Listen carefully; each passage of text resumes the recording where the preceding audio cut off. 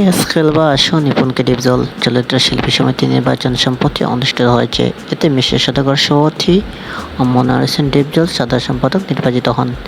এই ফলাফল স্থগিত হয়েছে। আদালত রিট করেছেন পরাজিত সাধারণ সম্পাদক প্রার্থী চিত্রনায়িকা নিপুণ আক্তার। বুধবার বিচারপতি নাইমা হায়দার ও বিচারপতি কাজী জিনাত হকের হাইকোর্টের বেঞ্চে আইনজীবী অ্যাডভোকেট পলাশ চন্দ্র রায়ের মাধ্যমে রিট করেন এনআইকে। অভিনেত্রী নিপুণের দায়ের করা রিট প্রসঙ্গে কথা বলেছেন সদ্য নির্বাচিত সাধারণ সম্পাদক ডিপজল। তিনি বলেছেন, কেস খেলবা আসো, যেটা খেলার মন চায় সেটাই খেলবো। আমরা ভদ্রতা ও নম্রতা চাই। আমরা চাই কীভাবে চলচ্চিত্র এগিয়ে নেওয়া যায় সেদিকে কাজ করার। আমরা কোনো ঝামেলা চাই না। গত 19 এপ্রিল বাংলাদেশ চলচ্চিত্র উন্নয়ন কর্পোরেশন বিএফডিসি প্রাঙ্গণ 2024 থেকে 25 দ্বিবার্ষিক মেয়াদের ভোট গ্রহণ অনুষ্ঠিত হয়। এতে মিশা ডিপজল প্যানেল জয়লাভ করে। ফল ঘোষণার পর এই প্যানেলকে শুভেচ্ছাও জানিয়েছেন অভিনেত্রী নিপুণ।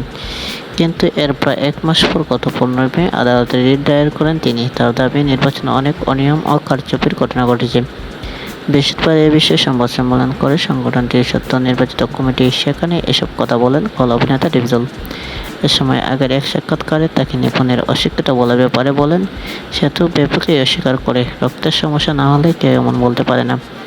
কেন নিপুণ যাকে দিয়ে এই চলচ্চিত্র চিনেছে তাকেই ভুলে গেছে, অস্বীকার করছে।